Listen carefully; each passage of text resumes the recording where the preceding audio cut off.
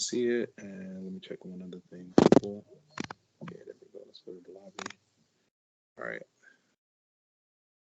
All right. So let's get started. All right. Welcome, scholars. Let me see. As far as updates, I'm still grading papers. I'm like grading things. I just got a lot of classes, so you just have to bear with me. But again, as long as your assignments are being submitted via My Open Math, then it will reflect in your grades. Uh, you can anticipate the grades to be updated at least either within the next couple of days or by the end of the week. I have a couple of classes that are on the quarter system, so these are their final grades that I'm processing. That's what's kind of causing the delay going through. Just trying to cross all my T's and dot on my I's. But again, as long as your grades are showing in My Open Math, that's what I'm going to use as a base to calculate and update grades. I want to say exam two just became available like right now, right? I know that some people were looking for it, and when I went to check it, I think it wasn't scheduled to be released until now. And then I think, all the due dates and everything is there. So like I know for at least 7 days, you can earn, up to 100%, and then past the due date, whatever due date is listed, then more than likely is like a late penalty. Like usually I have like 10% late penalty. Let's see, let me just click here. This is fine. Okay. So if you were to check My Open Math now, it should be there. Yeah. Let me see if there's anything else. So yeah, I'll be looking for that content momentarily. Like I say, I have a couple of classes that finished right now that I'm prioritizing, and it is causing a little bit of a delay. But again, as long as your assignments are in My Open Math, we're good to go. So for this week, we're going to be wrapping up chapter 8 on personal finance. So we have 2 more sections remaining. I'm just going to go at a leisure pace because again, I am using these as my official recordings. I do need to update my YouTube. I just thought about it. Like this, the little paperwork piles up quickly. Like I have all the records. I just have to sit down and like organize. And so like that's my goal for the next couple of days, updating like YouTube attendance, grades for like all of my classes across the board. So yeah, just be patient. And on your end, as long as you're getting into the Teams call and you're submitting your assignments on My Open Math with satisfactory scores, that's the meat and potatoes, right? Um, if you need help, you have to speak up or you have to request it. I want to say I posted some instructions on how to connect with the tutors. There's a service apparently, but I think I've had at least one student that I know tried to access it and then it wasn't working. So I'm not really sure, but I followed up with my supervisor literally like a day or so ago, and he pretty much, that's what he sent. And so I was like, okay, well, I just reposted it again, and maybe, different people have different experiences with that. But also, you can make use of my office hours, but then that would just be me, explaining it similar to the way that I do it, either in my videos or during class. Um, but that's what my office hours are for. So like if you have questions, and if you can't make the office hours, then I'm open to like scheduling to meet at random times or whatever kind of fits your schedule. Let me see if there's anything else.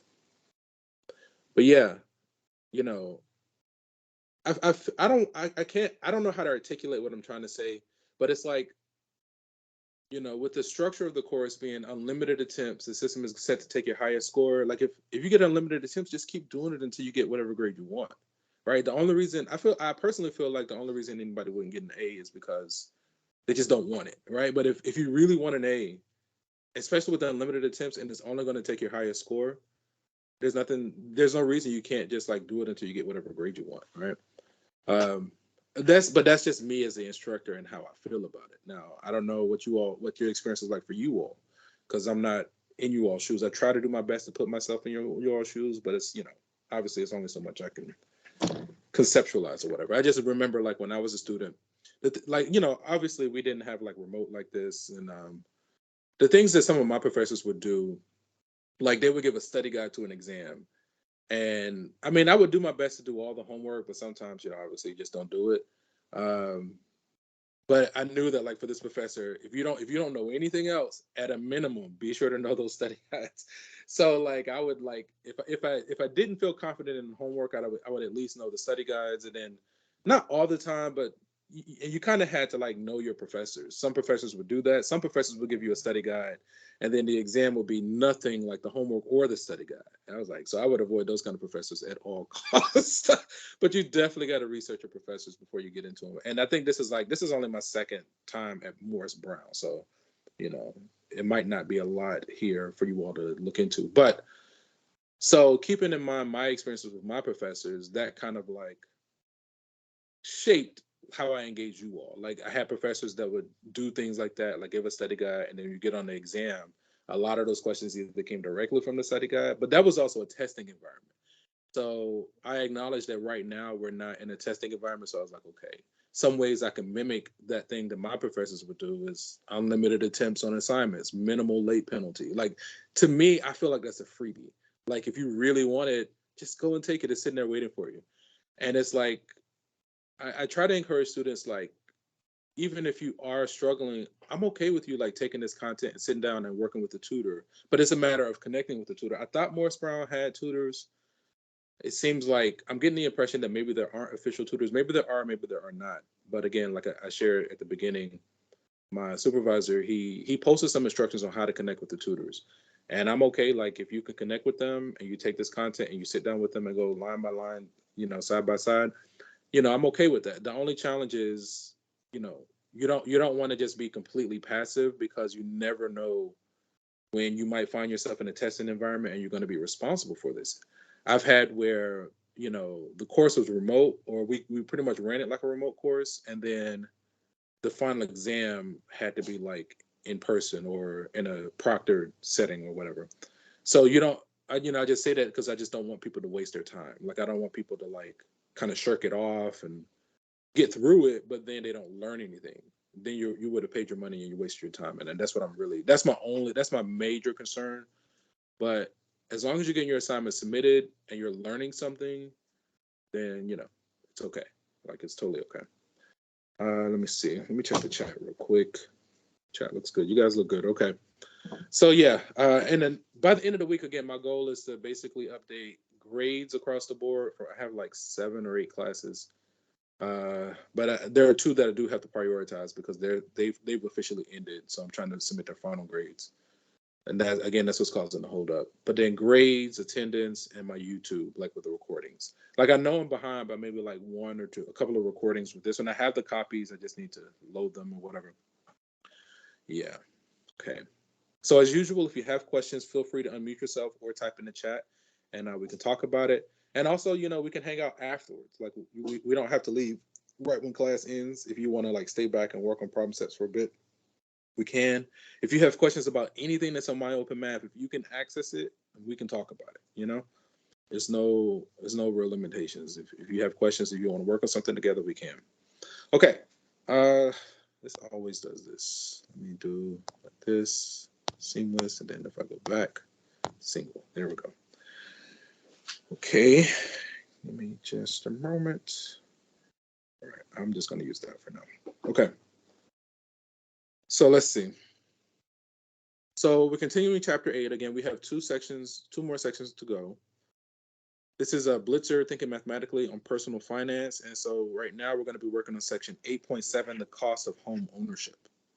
I think last time we talked about cars and what was it, annuities, and I don't recall going into the meat and potatoes of what I was looking for, but it was like basically it's this thing with cars where when you think about the life of a loan, initially your payments are mostly going towards the interest. So like you'll make a payment and then you won't see the principal come down. You're like, wait a minute, I just paid all this money. How come it's not coming down? But then with consistent payments, then eventually you do start to see it's like momentum. It's like it's a game of momentum or whatever. Give me just a moment. Here, come on. But anywho, that one done. Save. Right there. Okay, cool. Okay, yeah, that's done. All right. So again, here we're going to be looking at section 8.7, the cost of home ownership. And a few objectives here. 1, compute the monthly payment and interest costs for a mortgage. 2, prepare a partial loan amortization schedule. 3 solve problems involving what you can afford to spend for a mortgage. 4 understand the pros and cons of renting versus buying. So when I first came across this topic over the summer, I think I looked up how to pronounce that word, amortization, and I still struggle with it. But I'm doing this because in that little search, it correlated, like if you break the part up, if you break the word up into like its different parts, like mortgage, where have you seen that prefix mort, right? And so I thought about it, and it was like, yeah, it comes from like if you think like a mortician or mortuary. Like, what are these things talking about? Death. You're like, wait a minute, what? You know? So it's something where I think it's like something that you're supposed to pay for your life or something like that. You know, it's like a home mortgage, and not obviously you're not locked into it like that, but the root word is like mortician or mort. You know, being like death or something. So let's kind of see how it evolves and see what they talk about. So mortgages. A mortgage is a long-term loan for the purpose of buying a home. The down payment is the portion of the sales price of the home that the buyer initially pays to the seller. The amount of the mortgage is the difference between the sales price and the down payment. Some companies called mortgage brokers offer to find you a mortgage lender willing to make you a loan. Fixed rate mortgages have the same monthly payment during the entire loan of the entire time of the loan. Variable rate mortgages, known as adjustable rate mortgages, ARMs, have payments amounts that change from time to time depending on the changes in the interest rate. I think I would, at first glance, I feel like I would prefer a fixed rate mortgage. That way you can make plans, but if it's constantly changing, you know, that can seem like that can sneak up on you. Let me see, it's a long-term loan for the purpose of buying a house. The down payment amount of the mortgage is the difference between the sales price and the down payment, right? So it seems like the higher your down payment, the lower your mortgage would be, right? Is what it seems like. Most lending institutions require the buyer to pay one or more points at the time of closing. That is the time at which the mortgage begins. A point is a one-time charge that equals 1% of the loan amount. For example, 2 points means the buyer must pay 2% of the loan amount at closing. A document called the Truth in Lending Disclosure Statement shows the buyer the APR, I guess that's the annual percentage rate for the mortgage. In addition, lending institutions can require that part of the monthly payment be deposited into an escrow account, an account used by the lender to pay real estate taxes and insurance. Okay, I feel like that's okay. So computation involved with buying a home. Loan payment formula for fixed installment loans. The regular payment amount, so like we did last time, required to repay a loan of P dollars paid N times per year over T years at an annual interest rate is given by this. Okay, that's fine. I think that looks similar. I think that's it's close to what we have. I don't know if there are some nuances that might be different, but it's close. Let me see. So if not the same. The price of a home is $195,000. The bank requires a 10% down payment. Is that almost $20,000? The cost of the home is financed with a 30-year fixed rate mortgage at 7.5%. Find the required down payment. Find the amount of the mortgage. How much must be paid for the 2 points at closing? Has 2 points at closing. Okay. Find the monthly payment, excluding escrow taxes and insurance, and then find the total interest paid over 30 years. Okay. So let's see. It says the bank requires a 10% down payment. Okay. So then 10%, if we move the decimal to the left by 1, that puts it at 19,500, right? So let's go with that.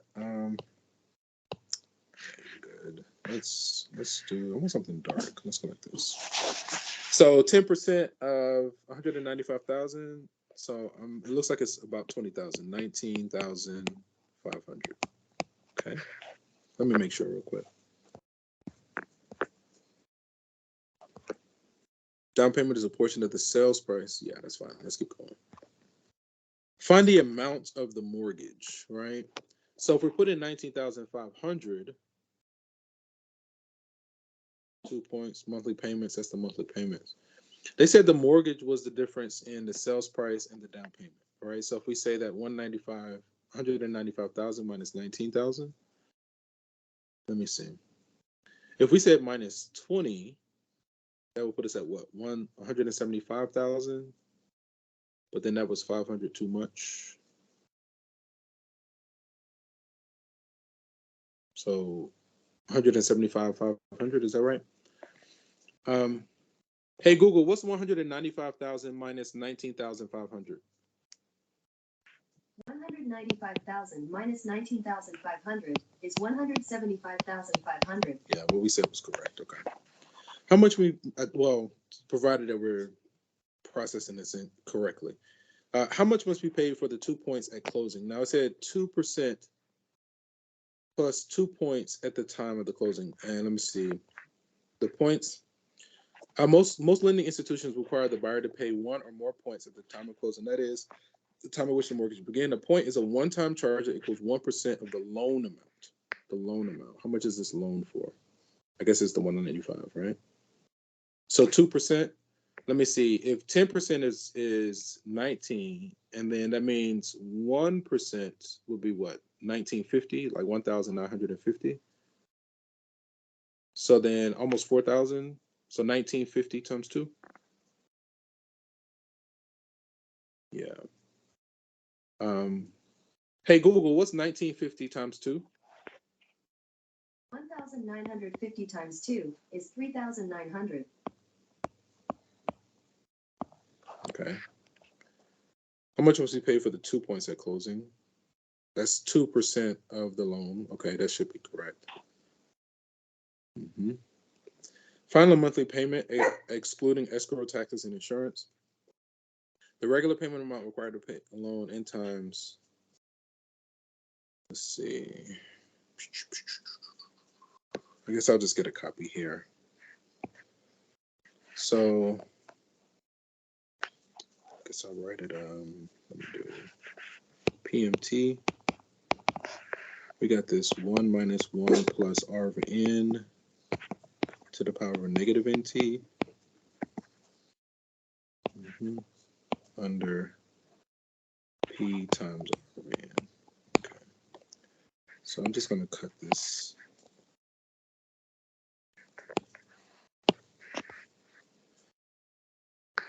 I should give myself some space. I don't know why I'm trying to like fit it here. This is being silly. I'm just using this as a reference, so I'm just going to shrink this down so I can see it. I know you might not be able to see it, but I'm just using it. Okay, I think I can fit it here though. Let's see. So our PMT is going to be, now on bottom we have this 1 minus 1 plus, now the rate, 7.5%, so that's 0.075. 0.075 divided by 30-year mortgage monthly payments. So our N is 12. Okay, to the power of a negative 12 times what, 30 years? Okay, so this is our denominator. And I know I'm running out of space. Our numerator, let me see. P is the loan amount. The loan of P dollars. Professor? Yes. How should we get 3,900?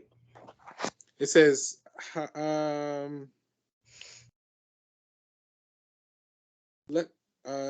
me answer that question. Let me try to finish this out. I want to make sure that this is correct first before I answer that. I don't want to explain how I got it if it's incorrect. So just give me like a few minutes to finish this out, and I'll recap, because just in case I got it wrong. Let me see. Excluding escrow, taxes, and insurance. Now I feel like with this regular monthly payment, let's just do the 195. We'll adjust if we've gotten things wrong. 195,000. The rate 0.075 and 12, right? So that's what I know. It might be hard to see that, and I probably should just do it on a separate page. But I'm gonna go ahead and run this through my calculator. Let me see.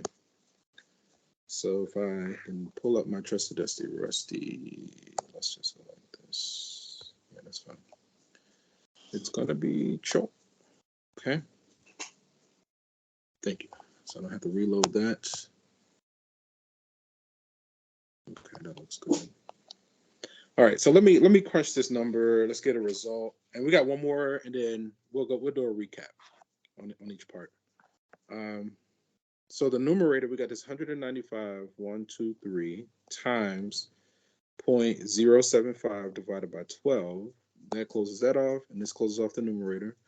Then we're going to say divided by our denominator, open parentheses, is 1 minus another open parentheses, 1 plus 0.075 divided by 12. Close this off. We say to the power of a negative 12 times 30. Okay.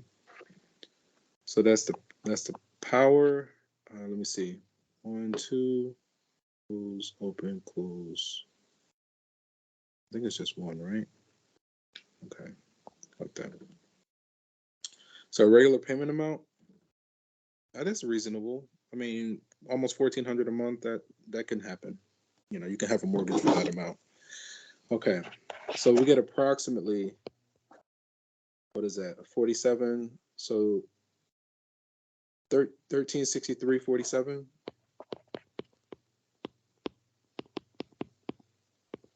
Okay, let's just go with it for now. And again, we have our prepared notes, and we'll adjust if it's not correct.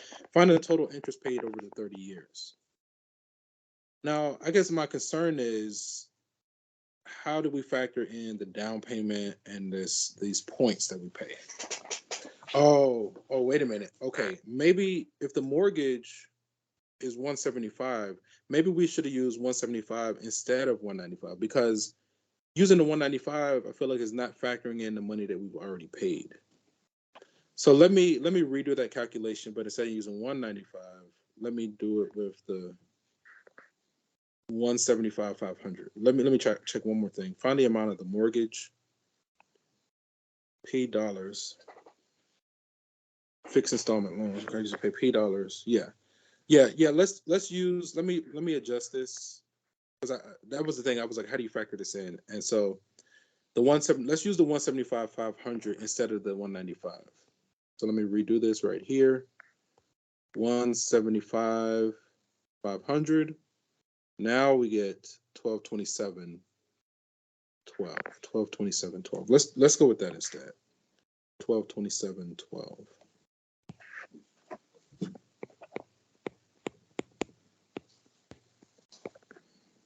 And again, what we did, and I'll do this in like a different color so it stands out.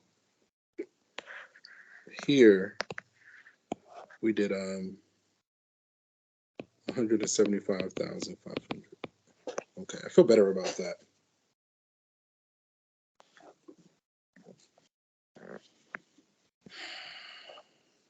Find the total interest paid over the 30 years.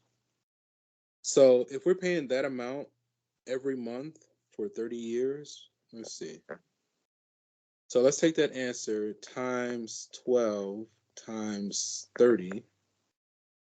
And it should be 175,500. Wow. Is that right?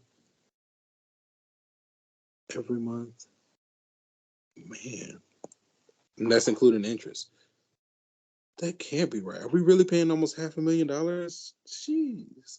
Oh man, I hope we made a mistake. Because that's crazy, that amount of interest earned. So interest. Yeah. Well, I mean, you can't get the money back. You said you can or cannot? Okay, so the way I see it is, Mm. when I always think about being a lot of money, when Mm. interest wise, you can still get a lot of money back. You know what I mean? Because the return statement. Return statement. I'm not following. Oops. Okay, so you know how you take out a loan, right? Mm. And specifically a loan to pay off a house. So, for example, I did some research, right? Mm. So Beyonce and Jay-Z are worth $2.5 billion, right? Combined. Now, they took out a loan for $30 million for their house. Now, they pay that over in increments and get a return statement, which is like 8% of that. So, though they took out a loan for $30 million, once they pay off that, they would have gotten a return of $530 million. You mean like from taxes? Or return from where? Like, that's what I'm not following, is the return. Where's that coming from?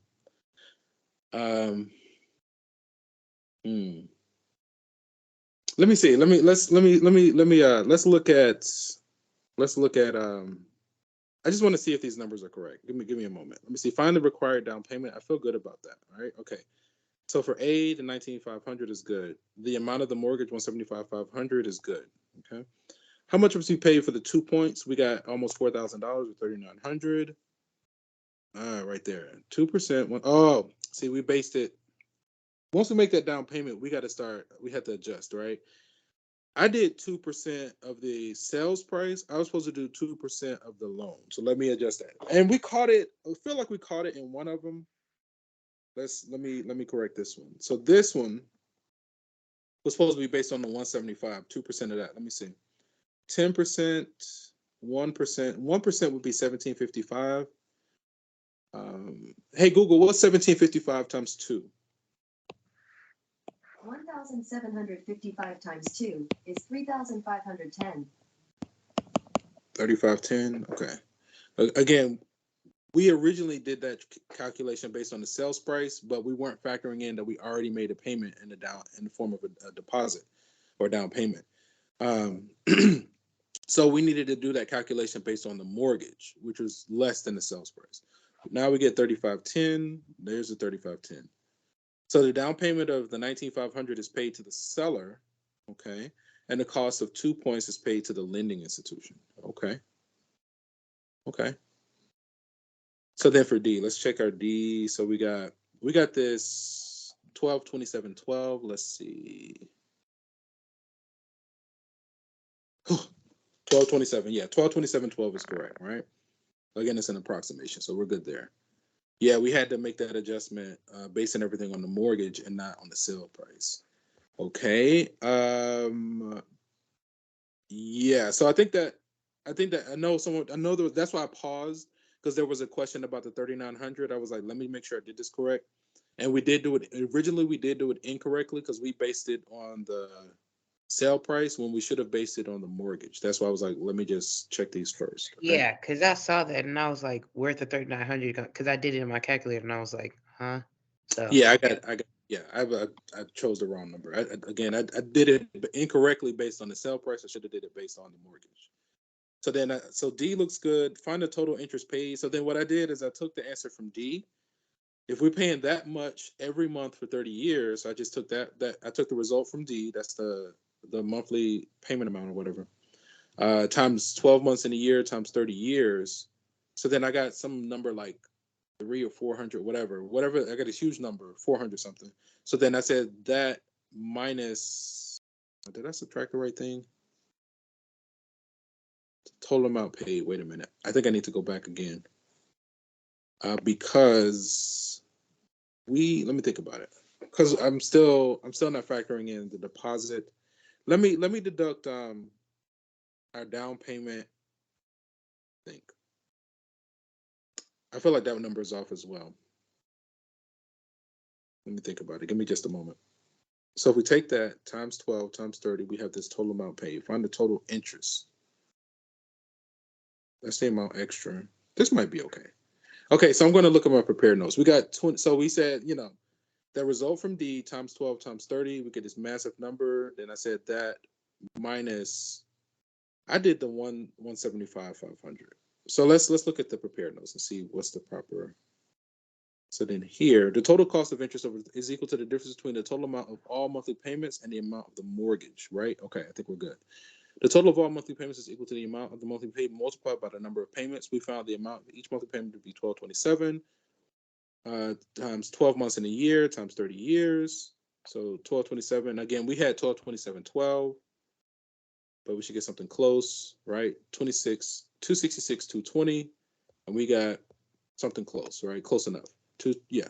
And again, the reason it's off is because we kept the 12 and they rounded to the nearest dollar. So that's the only reason that it looks off like that. But we did that one correctly. Right here.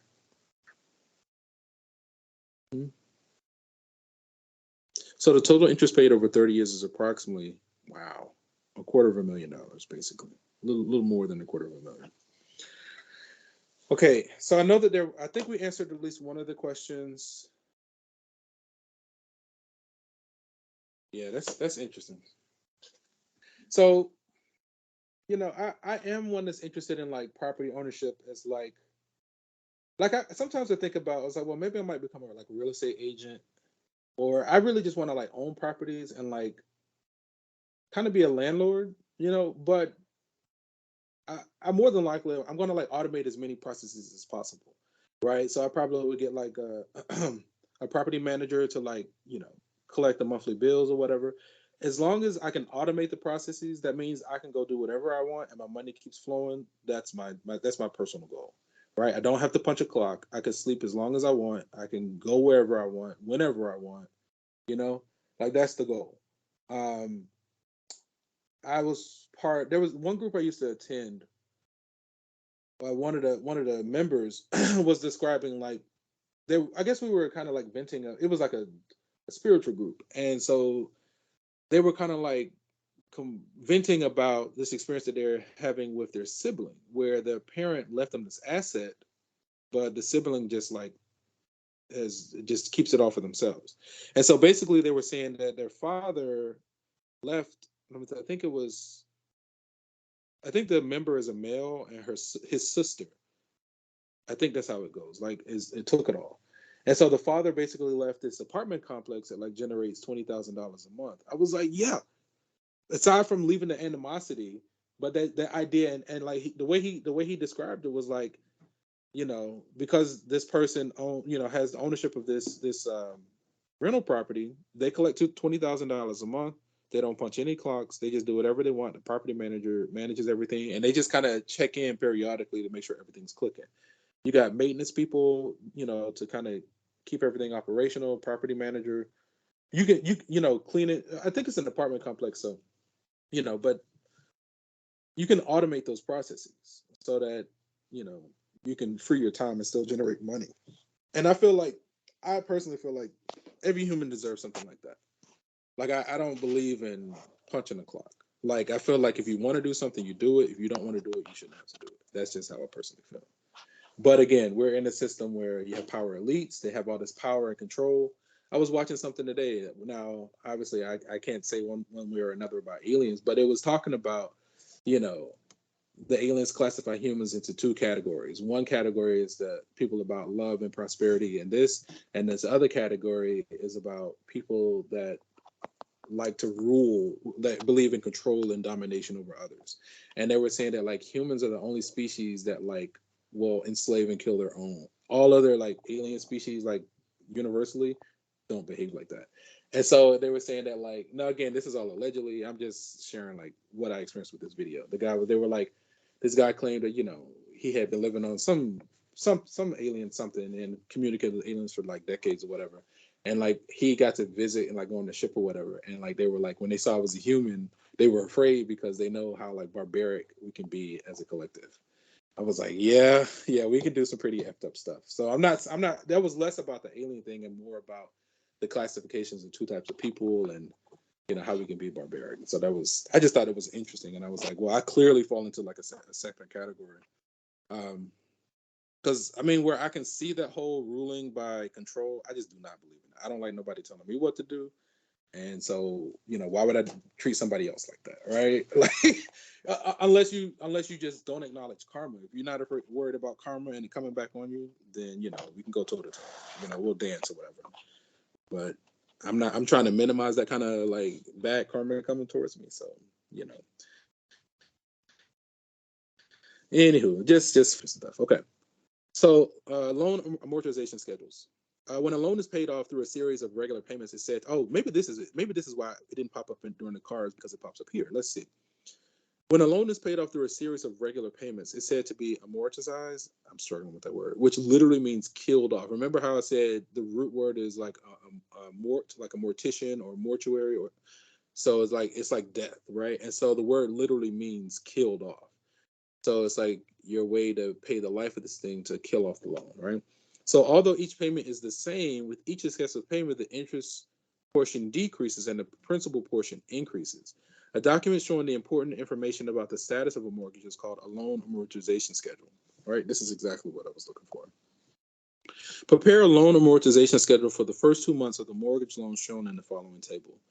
Let's say annual percentage rate 9.5%. The mortgage is 130,000. Number of monthly payments is 180. Monthly payment amount is 1357.50.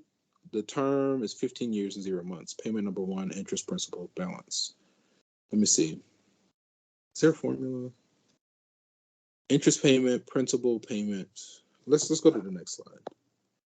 So we begin with payment number 1. The interest for the is simple interest, PRT, 130, 9.5%.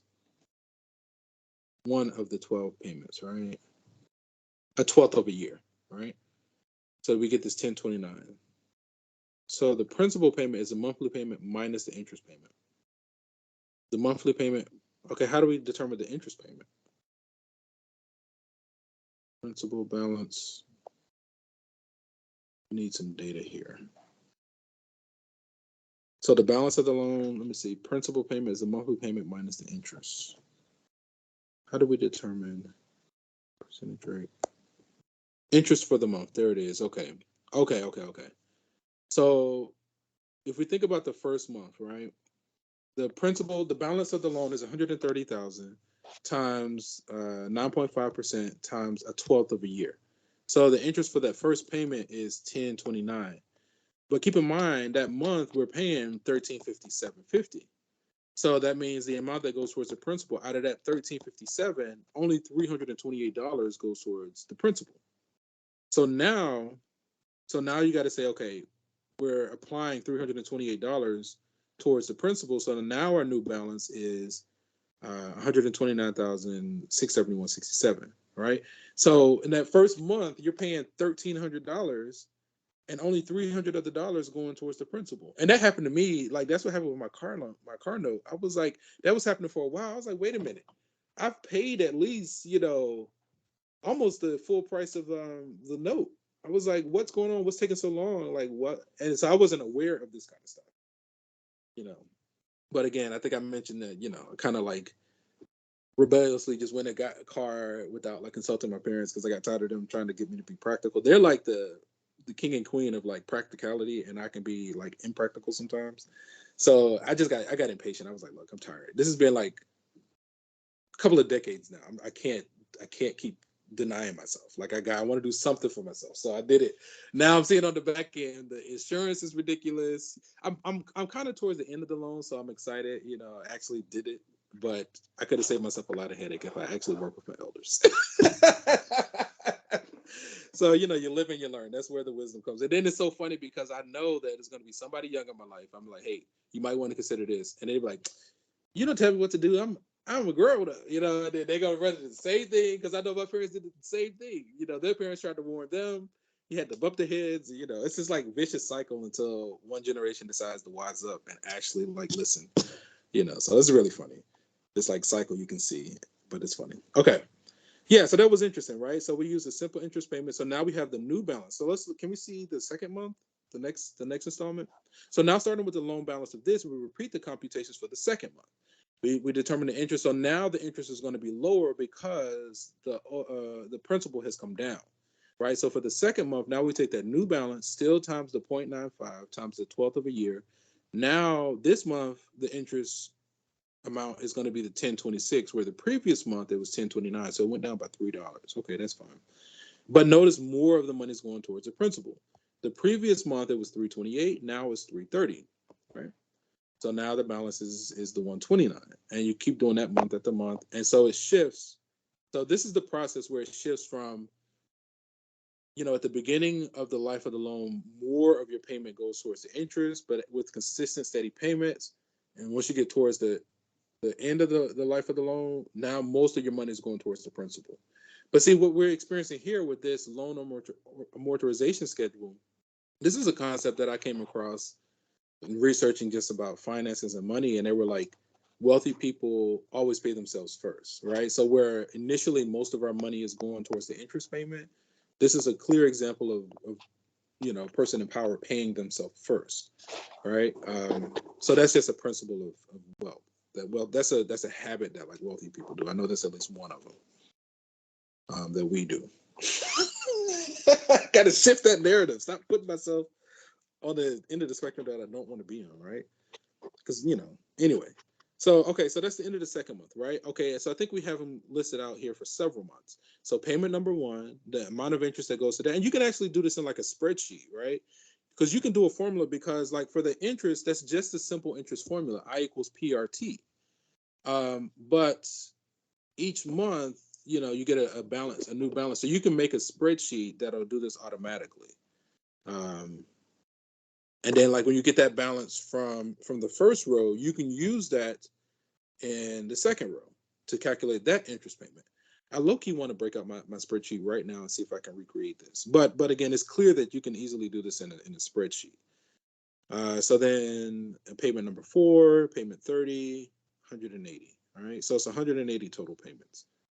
This is interesting. Wow. Okay, that makes sense. Yeah. Anyway, so I don't know. I don't know if it like registers you all or not, but because I experienced it, that's the only reason I'm so excited about it. I was getting frustrated. I was like, "Is this a scam? Like, what is going on?" And so I had to become privy to this kind of thing. I was like, "Oh, that's what's going on." What can you afford? So here's the bottom line from most financial advisors. Spend no more than 28% of your gross monthly income for your mortgage payment, okay? Spend no more than 36% of your gross monthly income for your total monthly debt, including mortgage payments, car payments, credit card bills, student loans, and medical bills. Wait a minute. For your mortgage, 30%, including mortgage. Okay. So it sounds like your mortgage with these other bills is 36%. And up to 28% can be devoted towards a mortgage. This is interesting. So if your income is 20,000, then you want your monthly mortgage payment to be less than $500, right? And then with the up to like 100,000, if your annual income is 100, then your monthly mortgage payment is 2333. Okay. Total monthly credit obligations. Okay. Does this factor in like food and stuff? It didn't say it in that list. And like this kind of stuff is like interesting to me, like budgeting. That makes me think of this video. I might share it with you all, and because look, we have a little bit of time. Let's try to finish this up. And I kind of want to pull up this video. Kind of, it's somewhat related to this, but I think that it's useful, it's relevant, and I think it can help people. So I'm gonna see if I can find it, and I'll pull it up in just a moment. Let me see. Okay.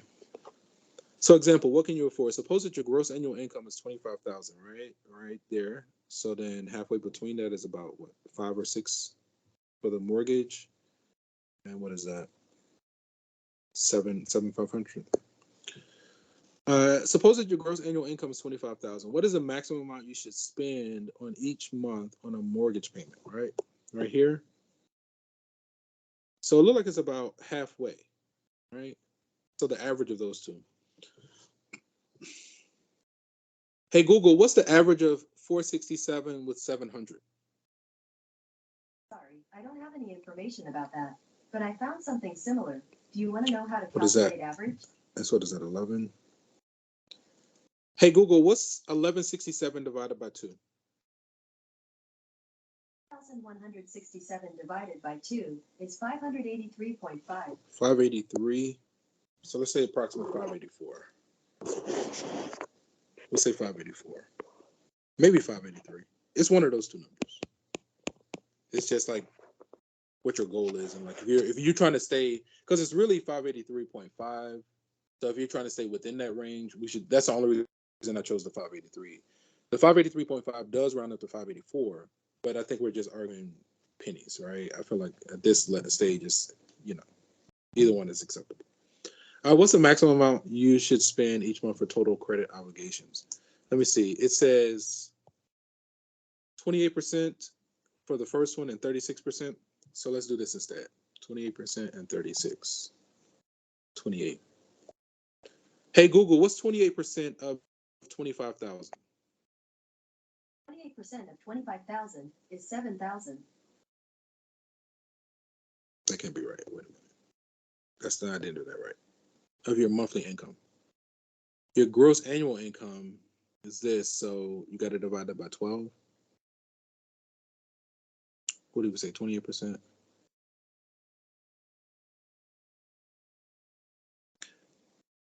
Hey Google, what's 28% of 25,000 divided by 12? 8% of 25,000 divided by 12 is approximately 583.33. Yeah. Okay, that's fine. And then what's the maximum amount you should spend each month for total credit obligations? I think we said 36%. Hey, Google, what's 36% of 25,000 divided by 12? 36% of 25,000 divided by 12 is 750. Okay, that's reasonable. Okay.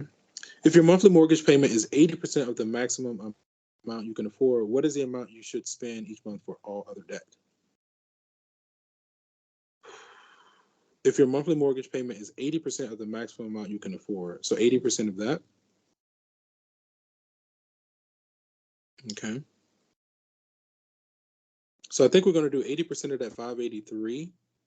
We get an answer, and then we're going to say 750 minus that answer. Okay, I think that's what we're going to do. Hey, Google, what's 750 minus 80% of 583?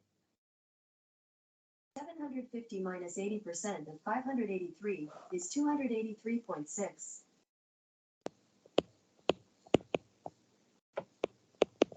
So just under $300. Okay, round all computations to the nearest dollar. So then $284.